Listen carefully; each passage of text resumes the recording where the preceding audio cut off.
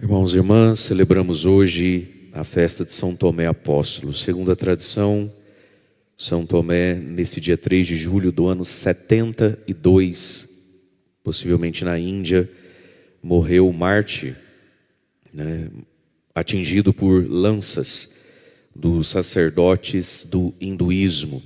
Quando lá ele começou a sua evangelização, depois de ter passado por tantos lugares, semeando e deixando comunidades cristãs. No ano 72, portanto, quase 40 anos, praticamente 40 anos após a Páscoa, de Cristo. E a palavra de Deus nos narra São Tomé num momento não muito feliz, da sua caminhada. O evangelho onde ele mais aparece e é destacado é esse que nós proclamamos hoje, da tarde da Páscoa, onde Tomé é repreendido por Jesus, mas repreendido por Cristo, que o amou e teve por ele uma profunda misericórdia e um profundo carinho. A palavra de Deus então diz aqui que Tomé não estava com os apóstolos no dia em que Jesus aparece primeira vez para eles, já na tarde da ressurreição. Então possivelmente São Tomé, naquele domingo, desertou do grupo apostólico, e talvez foi então dos apóstolos aquele que pior reagiu à morte de Jesus, à cruz de Jesus. O fato foi que ele não deu conta de continuar com os discípulos, com os apóstolos. Acontece que não era só ele que estava triste, não era só ele que estava com medo, enfim. Mas ele reagiu pior que todos. E aí Jesus aparece e ele não está. E por que ele não estava? Não estava porque estava sem paz. E aí continuou sem, porque Jesus aparece e dá a paz. Por que não estava? Não estava porque estava sem fé, estava com uma fé quebrada, uma fé machucada, uma fé abalada. E por isso ele não estava. Acontece que daí Jesus aparece, deixa a paz, se manifesta aos discípulos, e aí que ele fica mais sem fé ainda. Portanto, irmãos e irmãs, nós precisamos aprender a reagir bem, no mínimo reagir melhor aos nossos sofrimentos. O que a dor tem me levado a fazer? O que a frustração, a decepção, a desilusão tem me levado a fazer? Porque veja, os outros apóstolos também estavam tristes, também estavam com uma fé balançada, uma fé que não entendia mais nada.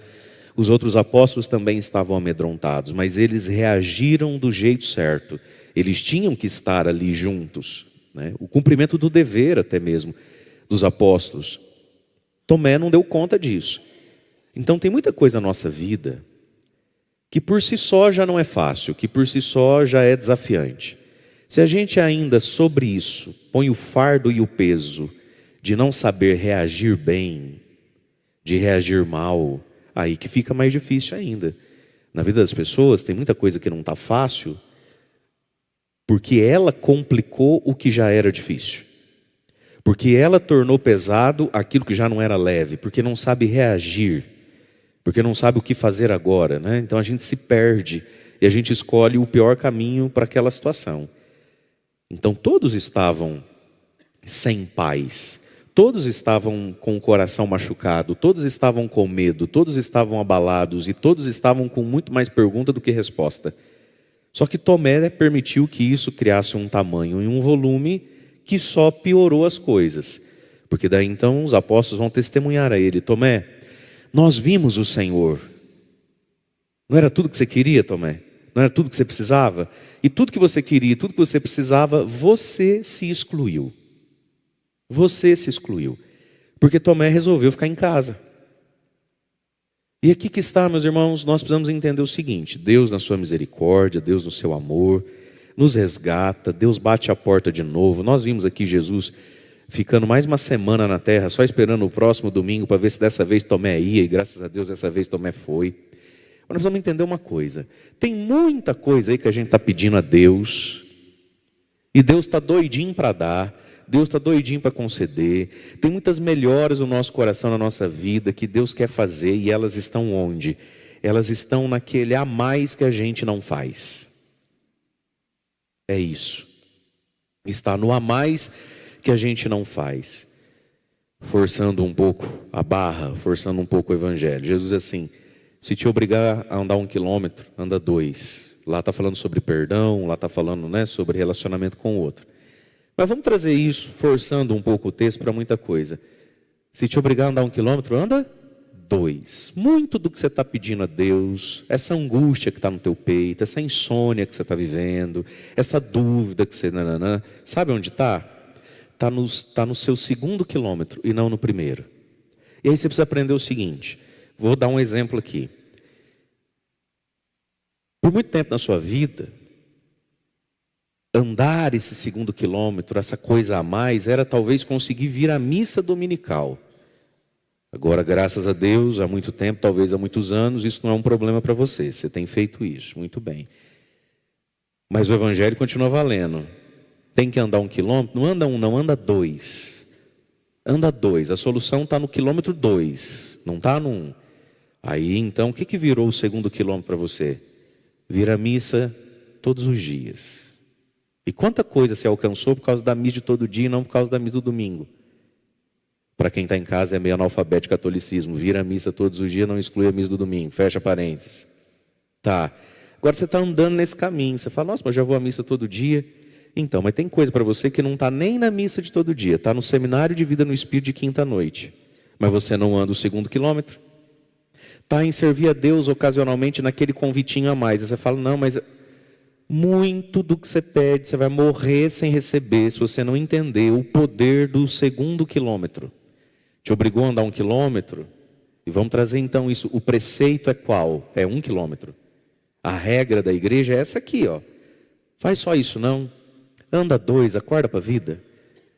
E por que é que a gente não anda 2 quilômetros? E por que é que Tomé não está lá? Aí todo mundo tem motivo e eu também. Todo mundo arruma motivo para não andar mais um pouco. Para não dar mais um pouco. Todo mundo tem motivos e até assim, nobres, legítimos, para ficar em casa. E onde é que está o que a gente precisa? Não está em casa. E é isso que a gente tem que aprender de São Tomé aqui, ó. Tomé é chamado Dídimo. Dídimo em hebraico, aramaico, significa gêmeo. Jesus gostava de chamar irmãos, né? Pedro e André, Tiago e João, Tomé e... a gente nem sabe, nunca foi dito qual era o nome desse irmão dele, Dídimo. Então era um apelidinho carinhoso que ganhou de São João, mas possivelmente uma sutileza para dizer que ele é irmão gêmeo de quem? Meu, seu, ele é o nosso irmão gêmeo. Porque esse Tomé é muito nós, né? Nós somos demais esse Tomé. De longe até confunde, não sabe quem é quem, igual irmão gêmeo. Então aprendamos do nosso irmão gêmeo. Primeira coisa, está doendo, está sofrido, está decepcionado, está desiludido, está rezando, não está alcançando. Não é em casa que se resolve essas coisas. Não é no travesseiro. Não é se excluindo da comunidade. Jesus disse, onde 2 ou 3 se reúnem em meu nome, eu estarei no meio deles. Todos nós temos motivos para não perseverar, minha gente. Do sono à doença. Todo mundo tem 1000 situações. Mas nós precisamos entender o que fazer com elas. Porque Tomé, meu amigo, Pedro, Tiago, João, todos eles estavam apavorados, amedrontados, mas eles tinham que estar lá e eles foram lá. Você não foi? E não foi porque não tinha fé, não foi porque não tinha paz. Terminou de ficar sem fé, terminou de ficar sem paz. Meus irmãos, estar onde Jesus está nunca faz mal. É verdade que às vezes não faz todo o bem que a gente esperava, né? Não resolve tudo de uma vez como a gente queria, isso é verdade muitas vezes. Mas mal não faz. E qual bem me faz ficar em casa? Qual bem me faz não cumprir com os deveres da fé? Qual bem me faz não atender aos apelos do Espírito Santo, que me apresenta o 2º quilômetro, e ficar no travesseiro, na pipoca, na TV, olhando para o teto, na tela de um celular, ou encolhidinho lá, remoendo minhas desilusões? Qual bem há nisso? Nenhum. Bom, mas Tomé então vai dizer algo que é uma mistura de falta de fé com um santo desejo. Se eu não ver, se eu não puser a minha mão, se eu não tiver a minha experiência, né? E veja, Jesus não vai negar a Tomé essa experiência que ele tanto quer. Ele vai ter essa experiência. Agora Tomé precisa entender o seguinte, onde é que se tem essa experiência? Não é em casa, Tomé. Veja, meus irmãos, a fé, ela é pessoal, mas ela não é individual. E vamos tentar diferenciar essas duas palavras aqui. Ela é pessoal, é uma experiência minha. Cada um aqui tem uma fé pessoal. Porque eu não sei o que você já viveu com Deus. E tem gente que já viveu mais, tem gente que já viveu menos. Nesse sentido, ela é pessoal. Mas ela não é individual no sentido de isolada do comunitário. É pessoal, mas é comunitário ao mesmo tempo. Então veja, São Tomé fez uma experiência com o ressuscitado que só ele fez. Mas onde é que Tomé fez uma experiência que só ele fez? Sozinho? Com os outros. E quando estamos juntos, cada um faz uma experiência, mas só se estivermos juntos. Então esse tal do encontro pessoal com Jesus, que é tão importante na nossa vida, que tem o poder de ressuscitar a fé de um apóstolo, ele existe, ele é possível e mais, ele é necessário. Você tem que ter o seu encontro pessoal com Jesus e alimentar esse encontro pessoal com Jesus. Onde? Por mais pessoal que seja, não é individual.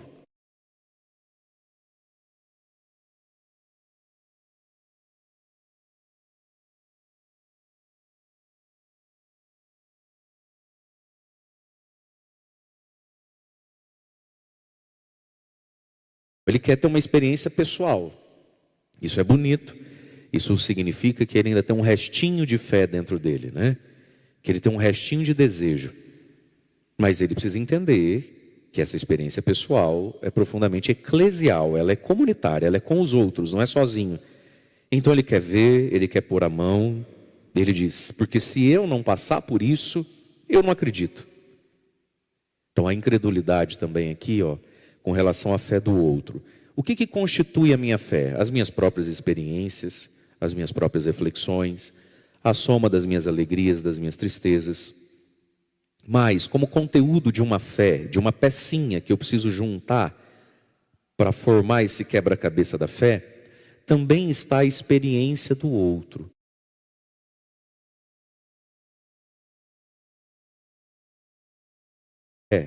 O sujeito é traumatizado e presunçoso, é as duas coisas. E aí a palavra do outro não me alcança, a palavra do outro não me penetra. Não vai ter fé. A minha fé precisa de um componente que é a confiança no que você está dizendo. Se eu não confio em absolutamente nada do que você me fala, eu nunca vou ter fé. E nós conhecemos quantas pessoas que são a soma, aí só Deus sabe de quantos por cento cada coisa, de trauma com presunção. A grande maioria é só presunção mesmo, tá? É só presunção mesmo. Mas tem sim gente que tem seus traumas. Meu pai nunca cumpriu com a palavra, né? Fulano prometeu e me passou para trás. Tem pessoas que têm traumas com a palavra do outro, né? Com o compromisso do outro, com a jura do outro. Então deve ter lá, assim, tem muita gente que tem seus traumas, né? Porque foi traído, porque apostou na palavra de alguém e deu errado, a pessoa mentiu, a pessoa não cumpriu, a pessoa não foi até o fim naquele compromisso. Mas mesmo o traumatizado tem sim o seu tanto de presunção quando na fé, não, eu não acredito, pessoas que não dão valor, não dão crédito à nossa palavra. Para desenhar isso, quando você precisa dizer assim para alguém, fulano, fulana, você acha que eu quero colocar você em fria? Estou falando para o seu bem, não é isso? Quantas pessoas a gente fala? Poxa vida, estou falando para o seu bem, estou falando porque eu fui, estou falando porque eu vivi, vai te fazer bem, confia em mim, não é isso? Aí bota o padre na conversa, né? Padre, fala para ele, fala para ela. Esse dia eu fui numa paróquia rezar a missa, com um padre amigo, e eles vão começar lá os acampamentos. Aí no final da missa, na hora de dar a benção, o padre me dá uma cotovelada, eu parei, olhei e falei assim, esqueci de te pedir, fora do microfone, ele falou, né? Fala aí que vai ter as inscrições para o nosso primeiro acampamento lá, daqui um tempo ainda, né? O pessoal aqui é muito resistente, não sei o quê, né? Fiquei com a dó dele. Eu falei, e vocês vão ter tal coisa, o padre está promovendo, ele conhece, né? Ele também é, enfim, você podendo fazer, participe, Eu falei, você acha que o pároco de vocês quer colocar vocês em fria? Ele também tem mais o que fazer da vida, não duvide, né? Então você tem que convencer uma pessoa, essa desconfiança, que às vezes é a soma de trauma com presunção, às vezes é só presunção mesmo. Tomé, quem é você para desconfiar e desdizer assim a palavra e o testemunho de Pedro, Tiago, André, João, Mateus, Felipe, Bartolomeu? Quem você pensa que é, feio? Poxa, todos os amigos andaram juntos e todos eles talvez, ou vários dos apóstolos, num olhar muito humano, nós poderíamos avaliar, inclusive o próprio Tomé poderia avaliar, que vários deles, vamos pegar os mais famosos, Pedro, Tiago, André e João, eram melhores que o próprio Tomé. Sabe, às vezes a gente desconfia, desdenha da fé, da experiência de fé e do conteúdo da fé de gente que a gente sabe que é mais santa do que nós, mais virtuosa do que nós, mais comprometida do que nós. Mas tu é chato, hein, Tomé? Sabe, você não acreditar na palavra de um sei lá quem, é até juízo mesmo. Mas desconfiar destes que você desconfia. Então, ao mesmo tempo que o desejo é santo aqui, é preciso, é bom ter uma experiência só minha. Mas essa desconfiança dos outros. Então, para ter fé é preciso juntar as peças. É como um quebra-cabeça. É como um Lego. Desculpa o exemplo. Quais são as peças da fé? Nas peças da fé tem a palavra e o testemunho do outro. E se eu não pegar e não aceitar isso como uma peça, eu nunca completo o jogral da fé. E aí então, 8 dias depois, encontravam-se os discípulos de novo, reunidos em casa, todos fechados, todos com as suas situações. Dessa vez Tomé, graças a Deus, foi, né? E aqui que está, né, meus irmãos? Jesus não desperdiça a nossa boa vontade. Jesus não desperdiça o pouquinho que a gente tem. Mas a gente tem que dar um pouquinho, não é? Jesus que disse, Deus tem poder para fazer dessas pedras um filho de Abraão. Se Jesus estalasse o dedo, uma pedra virava gente. Quando foi para multiplicar os pães, por que não multiplicou pedra? Porque eles tinham 5 pães e 2 peixes. O que vocês têm? Me traz o que você tem, senão eu não faço nada. Nós temos que dar algo. Todo número, por maior que seja, vezes 0 é quanto? É 0. 1 vezes 0, 0. 75.700, 0. Vezes 0, 0. Nós temos que pôr algo. Nós temos que pôr algo. Então ele pode estalar o dedo e fazer pedra virar filho de Abraão. Podia fazer pedra virar pão. Tem 5.000 pessoas para comer. Aquele mundo, aquele monte de pão veio do quê? Do 0? Veio de 5 pães. Aquele monte de peixe, foi ele que fez o mar. Estala dedo, cai peixe do céu. Aquele monte de peixe. Aqueles sei lá quantos 1.000 peixes que foram consumidos naquele dia. Vieram do 0. Vieram de 2. Nós temos que dar algo para Deus. Você tem que pôr algo seu. Tomé pôs, ele foi lá. Acho que passaram a semana inteira infernizando a cabeça dele, né? Mandando no zap e não sei o quê, e eu não sei quem mais foi atrás, pegou ele na saída da padaria, falou, cara, você não vai, como é que você não vai, Tomé? Pelo amor de Deus, vai por mim, cara, pelo menos por mim, vai lá. Se não for bom, devolve o seu dinheiro, sabe? Alguém fez alguma coisa e ele finalmente colocou 5 pães e 2 peixinhos. Ele pelo menos foi, consentiu, né? Que maravilha, fez o seu pouquinho. E o que é que Jesus faz com o nosso pouquinho? Nada, ele faz algo, ele multiplica o pouquinho de todo ser humano. 8 dias depois, Jesus então aparece lá e vai dar o que Tomé tanto sentia falta, tanto reclamava de ter perdido, a paz. A paz que é uma experiência tão pessoal. Às vezes você vem numa missa e você vem cheio de paz. E às vezes quem está do seu lado está sem nenhuma gota de paz. Aí uma pessoa sai falando assim, nossa, fui na missa, foi tudo para mim. Meu Deus, que paz, está até mais leve. E você às vezes escuta, se alegra pela pessoa, mas não era o seu caso. Você não estava nem precisando de tudo aquilo, né? É uma experiência muito pessoal que cada um faz. Mas ambos fizeram juntos. A paz, Tomé, a paz esteja convosco.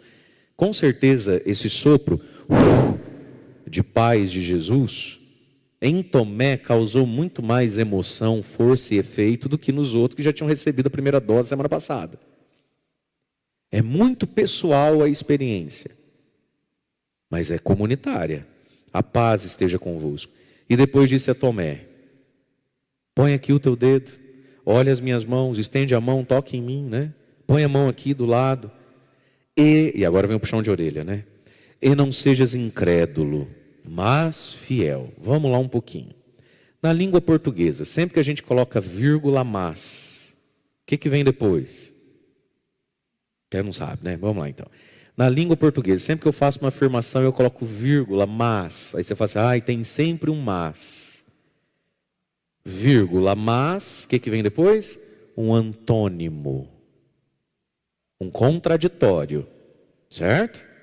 E sempre que eu quero dizer uma contradição, ok? Esse mas é sem i, tá bom, minha gente? Então, que você for escrever, porque mais com i é uma adição.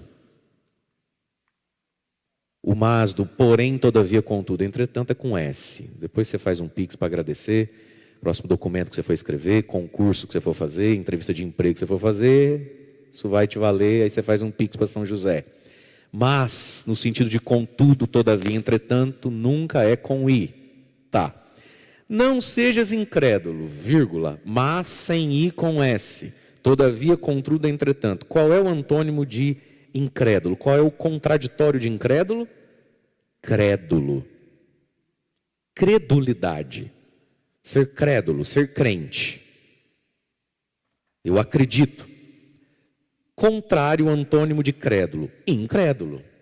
Então Jesus não deveria ter dito: Tomé, põe aqui tua mão, põe aqui teu dedo, e não sejas incrédulo, mas crédulo, crente.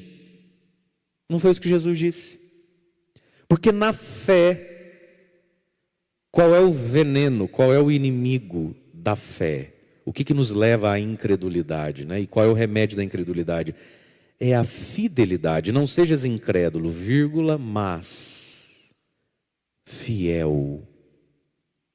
E fidelidade, e a palavra fiel, é diferente de credulidade. É diferente, inclusive, de fé. O que é fiel? Fiel é a aplicação constante e repetida da fé. Quem é que tem fé, então? Quem é fiel. Tem muita gente que não avança na vida aí e enche as paciências da gente, porque ele diz que ele tem fé. Não, ele tem uma credulidade. Ele crê que Jesus nasceu no Natal, morreu na Sexta-feira Santa, ressuscitou na Páscoa.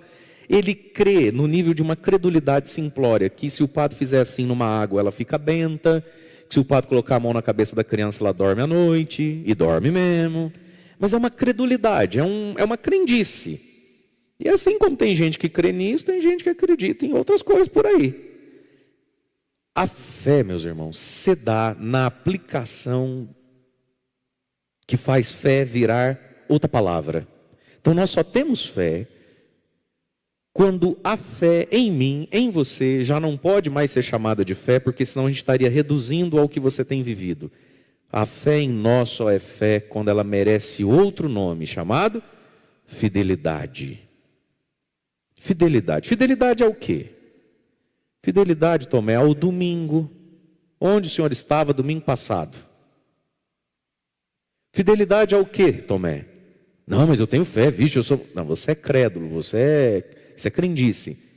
Essa fé tem que virar fidelidade. Fidelidade ao quê? Ao domingo, fidelidade aos apóstolos, fidelidade à sua comunidade, fidelidade ao estar juntos, fidelidade à igreja. É na repetição fiel disso. E aí pouco importa se está calor ou frio. Aí pouco importa se eu estou num dia bom ou num dia ruim. Pouco importa se essa época da minha vida é mais favorável ou menos favorável. Quando a fé merece o nome de fidelidade, aí sim ela é fé. Não sejas incrédulo, mas fiel. Fiel. Então a fidelidade é o remédio da incredulidade. Quando a gente está vivendo assim uma época da vida, vamos pensar que a gente começa a constatar, né? Você fala, meu Deus, acho que eu estou perdendo a fé. Ih, rapaz, eu não sei mais se eu acredito, se eu não acredito. Qual é o remédio disso? Manter a fidelidade. Santa Teresa d'Ávila né, Santa Teresa de Jesus, Santa Teresa d'Ávila deixou escrito que nos momentos de crise, de aridez, de escuridão da fé, de dúvida, qual é o remédio? Manter e fazer o que sempre fez, e com um pouquinho a mais de ímpeto até, logo tudo se cura, tudo se resolve. E esse é um santo caminho, mas não é o caminho que nós e que o nosso irmão gêmeo muitas vezes temos tomado na nossa vida. A gente resolve valorizar a sombra, valorizar a dor, valorizar a narrativa triste. A gente fica inflando aquilo com palavras, inclusive. Você talvez já ouviu muitas vezes assim: não fala assim, palavra tem poder. E é verdade, palavra tem poder. Não como o povo magicamente acha, né? Palavra tem poder? Tem. Não o poder de mudar as coisas de fora para dentro.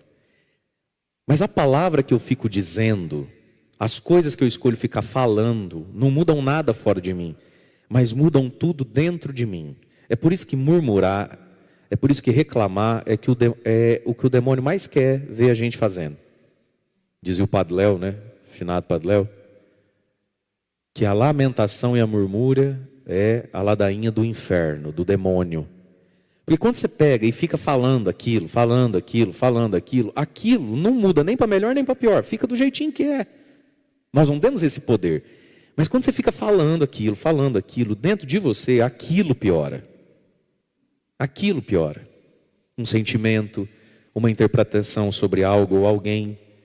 Então, meus irmãos, essa narrativa triste da vida, essa narrativa pesarosa da vida, essa narrativa infiel da fé, não muda nada fora e só piora dentro.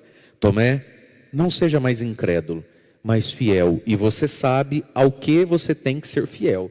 E nós sabemos também, meus irmãos, quando a gente pega as possibilidades da fidelidade, a fidelidade, ela é feita de possibilidades que estão ao nosso alcance. Jesus não cobra de ninguém uma fidelidade a algo que não está possível a Ele. Tudo que Deus nos exige é possível. E Ele vai dar ocasiões da possibilidade.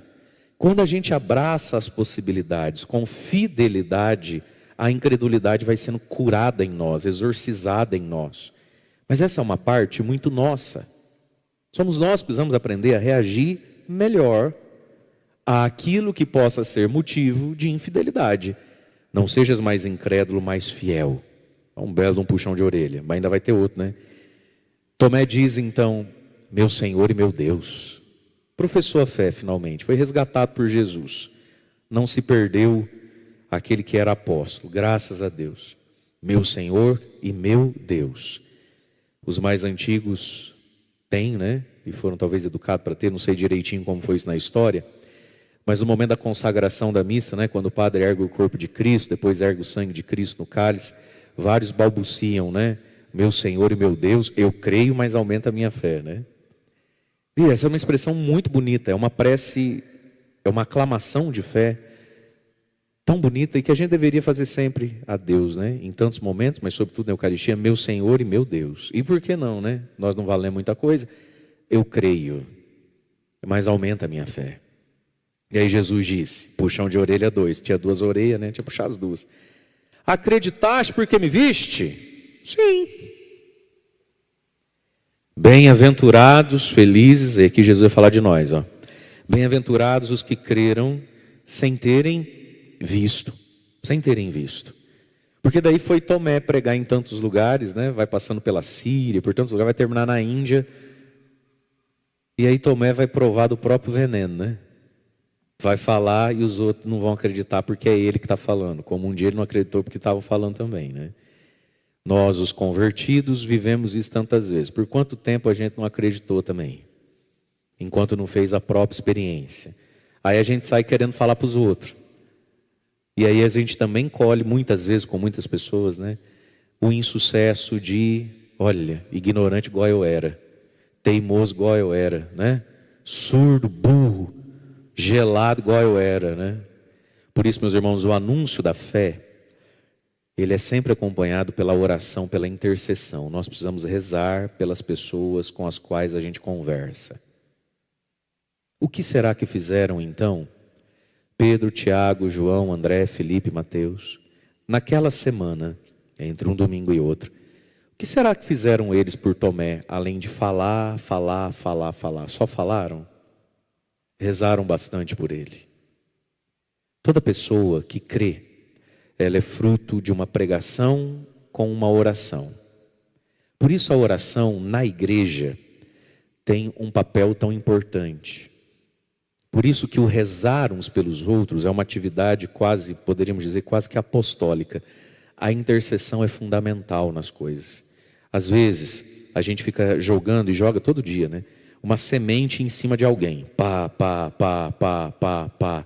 Ou sempre que pode, a gente não desperdiça a oportunidade de puxar a orelha, de beliscar, de acorda para a vida, vamos, de convidar de novo. Sempre que é possível, a gente está lá jogando uma semente na pessoa. Tem que jogar semente? Tem que jogar semente, claro que tem que jogar semente. Para essa flor existir, ela precisa ser semeada, né? Na terra, em alguma terra. Mas um fruto é só o resultado de uma semente? O fruto é resultado de uma semente com chuva. O fruto é resultado de uma semente com água. Se não, não tem fruto. Se não chover, não tem. Se não irrigar, não tem. Portanto, irmãos, tenhamos a certeza. Convidaram, insistiram, viabilizaram tudo para Tomé. Parece que eu estou vendo. São Pedro falando, não, Tomé, eu passo na sua casa. Não é que eu estou a pé, difícil. Não, eu passo lá, eu pego você. Que hora você quer que eu passe? Eu passo. Sem problema. Não, é que eu vou estar na casa da minha avó, que vai ter um almoço. Onde é que mora sua avó? Acho que Tomé ficou sem saída. Mas, com certeza, não duvidemos, rezaram por Tomé. Intercederam em favor de Tomé. É preciso uma semente, mas é preciso água. E essa água é a oração, é a súplica, é a prece em favor de. Por isso nós precisamos rezar. E continuar jogando semente na cabeça, no coração, seja lá de quem for. A gente sabe em quem a gente tem que semear e a gente não pode desistir disso. Porque a semente, uma vez jogada, às vezes ela perde a validade dela, né? Você tem que jogar de novo uma semente ali, a mesma, mas de novo. Mas é preciso água, é preciso molhar aquilo. E essa água é a oração. E o fruto maduro, então, meus irmãos, de uma experiência muito pessoal com Jesus, é para nos colocar em comunhão com a igreja. Então, a primeira leitura que nós ouvimos da carta de São Paulo aos Efésios foi uma experiência que Paulo também precisou viver na vida. Porque assim como Tomé viveu algo assim com Jesus que ninguém viveu, quem foi um outro assim que viveu algo com Jesus que ninguém viveu também? São Paulo. A experiência de São Paulo com Jesus é um negócio de outro mundo. Cair no caminho, uma luz que todo mundo vê, mas uma voz que só ele escuta. Essa luz chega a queimar os olhos de Paulo, ele fica com os olhos cheios de escama, de couro.